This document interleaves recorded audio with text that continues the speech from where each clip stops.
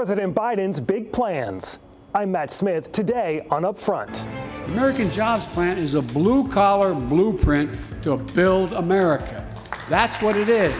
The president wants to spend trillions on families, education, childcare, and infrastructure. Next, Congressman Mark Pocan on whether Biden can get his bold plans through Congress.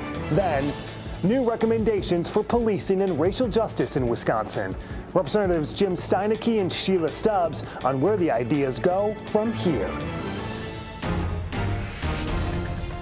Taking on the issues important to Wisconsin. This is Upfront with your host, Adrian Pedersen. Hi, everyone. Thanks for joining us. I'm Matt Smith in this week for Adrian. President Biden marked his first 100 days in office by laying out an ambitious plan he says will restore jobs lost in the pandemic and move the country beyond coronavirus. In his first speech before a joint session of Congress Wednesday, the president outlined a $1.8 trillion plan to invest in children, families, and education and rebuild the economy. He also talked up the $2.3 trillion infrastructure plan he would pay for through higher taxes on corporations. America is ready for a takeoff, in my view. We're working again, dreaming again, discovering again, and leading the world again. We have shown each other and the world that there's no quit in America, none. The president and vice president will hit the road to sell their ideas. Vice President Kamala Harris will be in Milwaukee on Tuesday. But with slim majorities in the Senate and the House, getting big, expensive plans passed won't be easy. We're talking about all of this now with Democratic Congressman Mark Pocan. Congressman, thanks for joining us. Good to see you. Thank you, Matt. Glad to be here. The president is proposing the largest expansion of American government in decades, nearly $6 trillion when you put all of this together. How do you justify this spending? Well, first thing is, we're coming out of, and I think those are the operative words, coming out of a 100-year pandemic. A lot of that money went to getting shots in arms, people back in jobs, kids back in school safely. And now we're putting more resources into getting the economy going again. And every sign is that things are being successful. And the public is wildly popular about the initiatives that the president's recommending. It's really only Republican partisans in Washington that seem to have any serious problems with these ideas. You don't think Americans will have any pause on the price tag of this when they see the details? The fact that it's being paid for largely on the infrastructure side by going after corporations that have hidden their profits overseas, going after the people who've gotten the tax breaks during the Trump administration, where over 80% of the money went to the top 1% just through the tax cut that cost $2 trillion, I might add, that the Republicans did in the last presidency.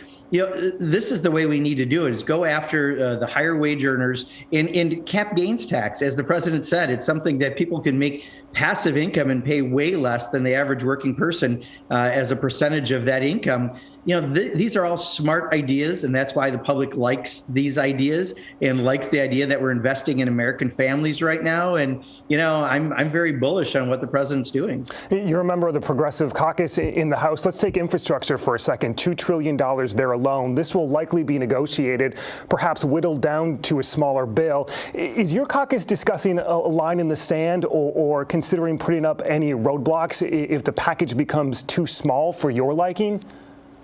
Look, right now, we want to see a big investment in infrastructure. There's no question that a lot of our infrastructure is crumbling. Look at Flint and the water system. Look at our highways and bridges. The American Society of Civil Engineers has given us a D+ grade on our nation's infrastructure. They say we need $4.6 trillion. So the fact that Joe Biden's at $2 trillion shows that even that's not enough to fully do everything.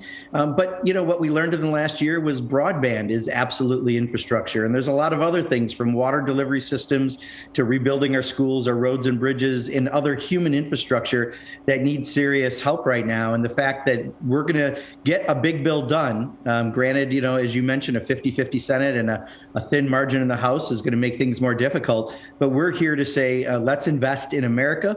We have a good plan to pay for it that's fair, and anyone who makes under $400,000 won't be paying anything additional due to it. So let's get this done. It's a smart thing, and our nation has needed infrastructure investment for a long time. Matt, don't forget, how many weeks did we have during the Trump administration? It was infrastructure week, and nothing came out of it.